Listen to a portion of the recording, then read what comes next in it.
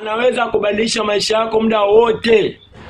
Watu wanaweza akasema dada yangu hautaolewa, lakini ukisimama na Mungu, usisikilize ripoti mbaya za wanadamu ambazo zinakwambia kuwa hautaolewa. Ukisimama na huyu Yesu utaolewa katika jina la Yesu. Mungu atakupa mume mzuri. Haijalishi kaka yangu umepambana kutafuta mke, watu wamekutabiria utakuwa na mke.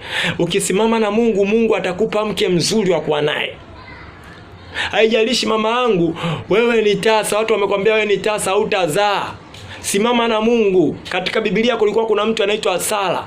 Sara alikuwa tokea ujana wake alikuwa hana mtoto. Sara ni mke wa Abraham, baba wa imani. Alikuwa hana mtoto, lakini alikuwa ni tasa. Tokea ujana wake alikuwa ni tasa, alikuwa hapati mtoto. Sara alisimama na Mungu kwa imani. Mungu alikuja kumpa mtoto akiwa mzee, ambaye ni nani? Ambaye ni Isaka. Na ukisimama na Mungu, Mungu atakupa mtoto dada yangu.